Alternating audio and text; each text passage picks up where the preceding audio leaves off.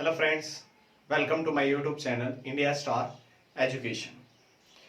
Class 10th chapter Control and Coordination Biology chapter number 7. और आज इस वीडियो के अंदर हम स्टडी करेंगे about hormone system in animals. तो एंडोक्राइन सिस्टम जो कैसे बॉडी को कंट्रोल करता है इस वीडियो के अंदर हम स्टडी करेंगे. तो आइए वीडियो को स्टार्ट करते हैं. तो पहले स्टडी कर लेते हैं कि ग्लैंड्स क्या होती हैं. What do you mean by glands? Clear? So glands are the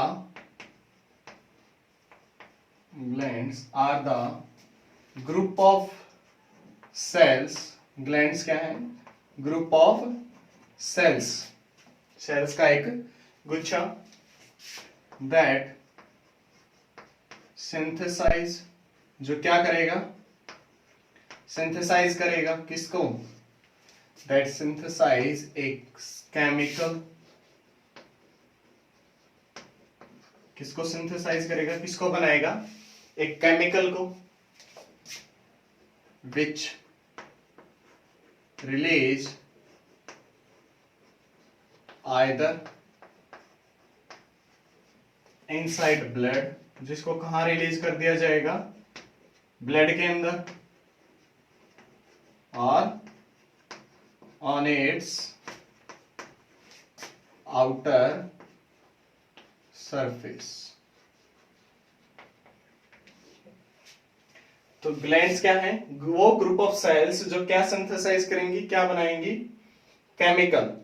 और वो केमिकल या तो ब्लड के अंदर रिलीज हो जाएगा या फिर उसके आउटर सरफेस पर रिलीज होगा. क्लियर? तो ग्लैंड जो है वो जनरली 3 टाइप्स की होती हैं. कितने टाइप की होती हैं? 3 types of glands. Gland generally कितने टाइप की होती हैं? 3 टाइप्स की. First one is endocrine glands, जिनके बारे में हमने स्टडी करना है इस चैप्टर के अंदर. तो पहला है endocrine glands.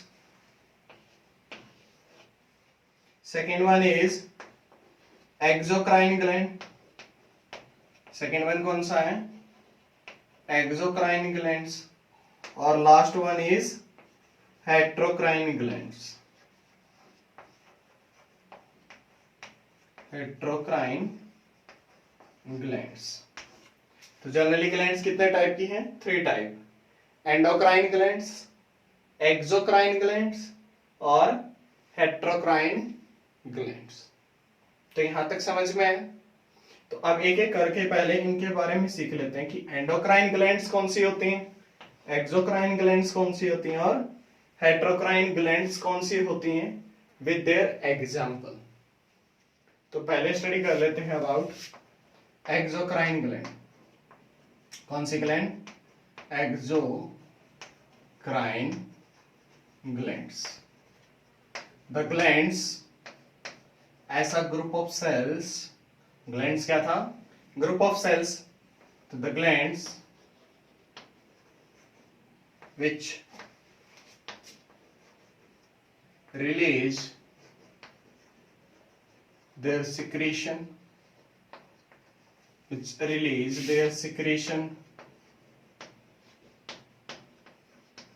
directly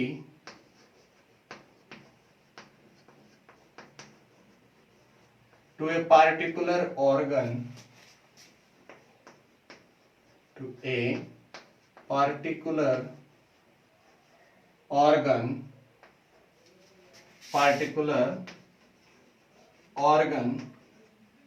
via ducts.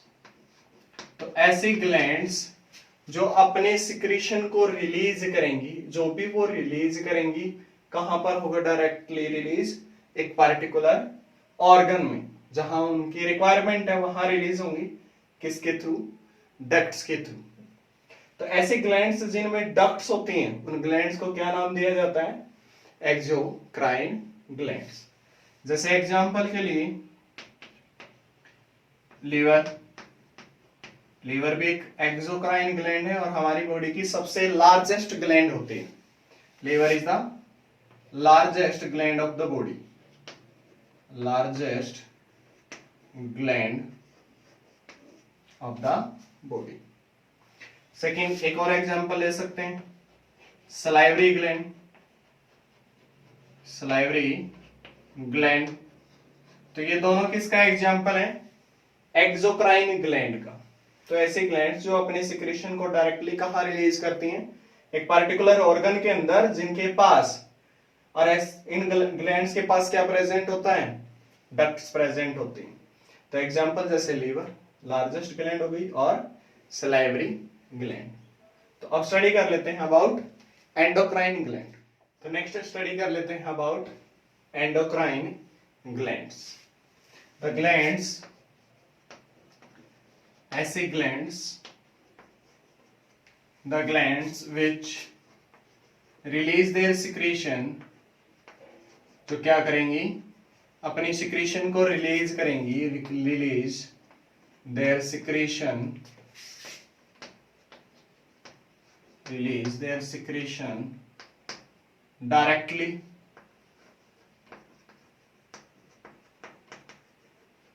into the blood, into the blood। कहाँ रिलीज करेंगे अपनी सिक्रीशन को? ब्लड के अंदर। एंड ब्लड, और ब्लड क्या करेगा? Blood carry this secretion, carry this secretion to a particular organ, to a particular organ। ऐसी ग्लैंड्स जो रिलीज करेंगे अपने सिक्रीशन को कहां पर? ब्लड के अंदर।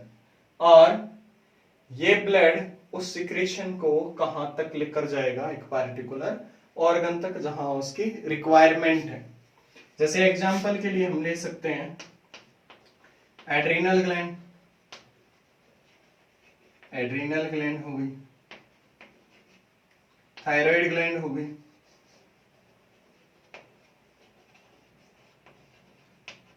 हमें इन्हीं ग्लैंड्स के बारे में इस चैप्टर के अंदर स्टडी करना है। तो और भी बहुत सारी ग्लैंड्स हैं जो एंडोक्राइन ग्लैंड्स के अंदर आती हैं, जैसे पिट्यूटरी ग्लैंड हो गई। एंडोक्राइन ग्लैंड्स के बारे में समझ में है, तो कुछ और पॉइंट्स देख लेते हैं about endocrine glands. Secretion of endocrine glands, जो एंडोक्राइन ग्लैंड्स होती हैं, इनके सिक्रीशन को, secretion of endocrine glands is known as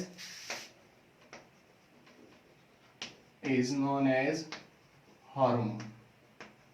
secretion of endocrine gland को क्या नाम देंगे? हार्मोन।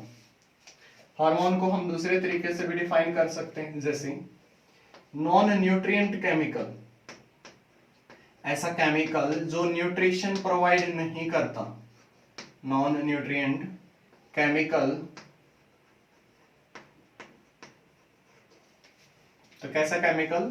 जो न्यूट्रिशन यानी एनर्जी प्रोवाइड नहीं करता बॉडी को। Non nutrient chemical which released in trace amount,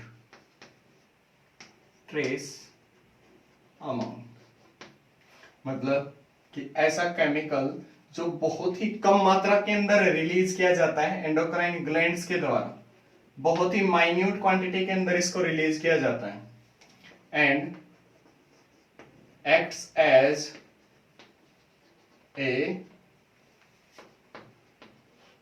intercellular messenger, जो कैसे काम करता है? एक इंटरसेलुलर मैसेंजर के रूप में, यानी सेल टू सेल मैसेज को ट्रांसमिट करने में ये हेल्प करता है। क्लियर? समझ में है? तो ऐसा सिक्रीशन जो एंडोक्राइन ग्लैंड से रिलीज करती है उसको हार्मोन नाम देते हैं, या फिर कह सकते हैं कि ऐसा केमिकल जो एनर्जी प्रोवाइड नहीं करता लेकिन बिल्कुल कम क्वांटिटी के अंदर रिलीज होता है और एक मैसेंजर के रूप में काम करता है, उसको क्या नाम देते हैं? हार्मोन। यहां तक बात समझ में? Hormones are generally not stored inside the body, not stored inside the body, inside body। Generally जो ये हॉर्मोन्स होते हैं ये बॉडी के अंदर स्टोर नहीं होते, एंड एक्सक्रीटेड इजीली, और इनको बॉडी से बाहर निकाल दिया जाता है जब इनका फंक्शन कंप्लीट हो जाता है। तो यहां तक बात समझ में? एक्सेस ऑफ हार्मोन, जो हार्मोन की एक्सेस होती है, that is known as hypersecretion. उसको क्या नाम देंगे? Hypersecretion. while the deficiency of hormone is known as hyposecretion। Deficiency of hormone को क्या नाम देते हैं? हाइपोसिक्रेशन। तो चाहे एक्सेस में हार्मोन रिलीज हो जाए, चाहे डेफिशिएंसी हो, दोनों ही बॉडी के लिए प्रॉब्लमेटिक होती हैं, दोनों ही बॉडी में डिजीज कॉज करते हैं। यहां तक बात समझ में?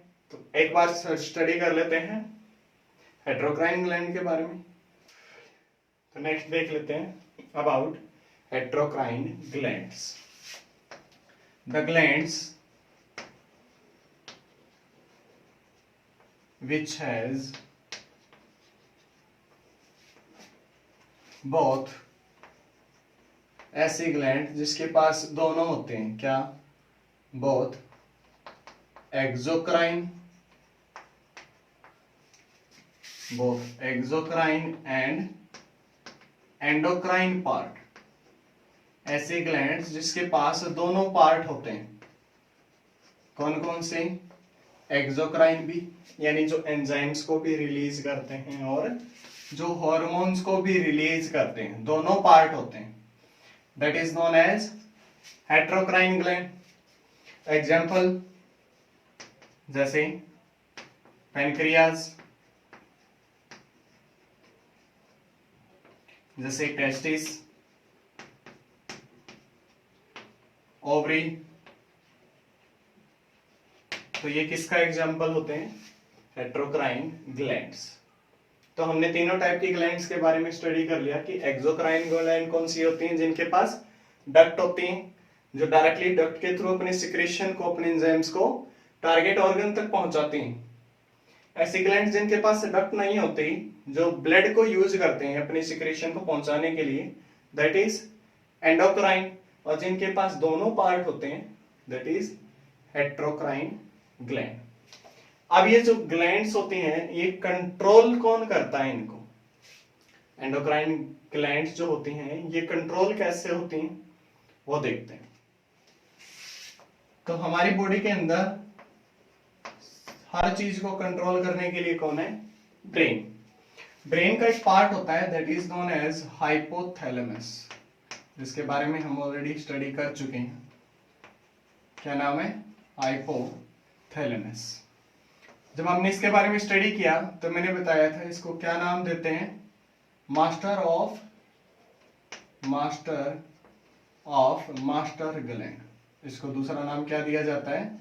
Master of master glands. क्योंकि ये मास्टर ग्लैंड पिट्यूटरी ग्लैंड को भी कंट्रोल करता है, इसलिए इसको क्या नाम देते हैं? Master gland.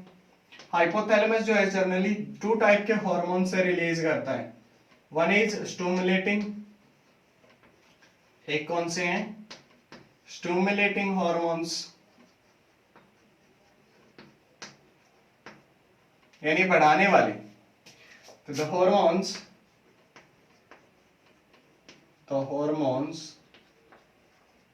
which enhance the functions of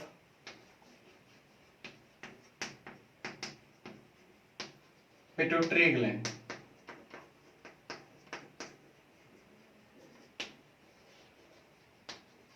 ऐसे हॉर्मोन्स जो पिट्यूटरी ग्लैंड को स्टिमुलेट करते हैं, एनहेंस करते हैं, ताकि ये ज्यादा से ज्यादा फंक्शन कर सके, उसको क्या नाम देते हैं?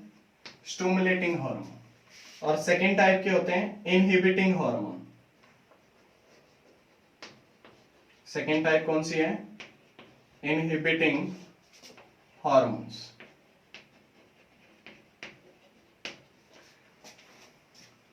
तो इसी के अंदर हम यदि मॉडिफिकेशन करें तो द हॉर्मोन्स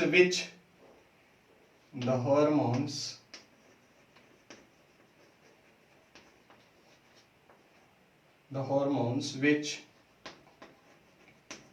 reduce या decrease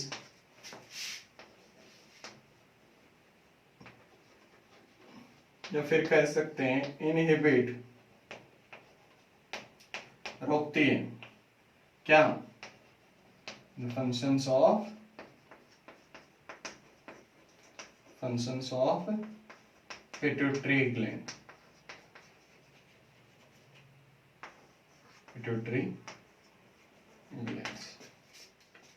तो हाइपोथैलेमस जो है जनरली कितने टाइप के हार्मोन से रिलीज करती है? 2 टाइप की। One is stimulating hormone and second one is inhibiting hormone. Stimulating hormone वैसे हार्मोन्स जो पिट्यूटरी ग्लैंड के फंक्शन को एनहेंस करते हैं, बढ़ा देते हैं। That is stimulating hormone. जो पिट्यूटरी ग्लैंड के फंक्शंस को डिक्रीज कर देते हैं, इनहिबिट करते हैं, दैट इज इनहिबिटरी हार्मोन्स। तो यहां तक बात समझ में? तो आज की इस वीडियो में इतना ही रखते हैं। अब नेक्स्ट वीडियो के अंदर हम स्टडी करेंगे about endocrine glands, pituitary gland, adrenal gland या दूसरी जो एंडोक्राइन ग्लैंड्स बॉडी के अंदर प्रेजेंट होती हैं, वो कौन कौन से हार्मोन को रिलीज करती है और उन हार्मोन्स का फंक्शन क्या क्या होता है।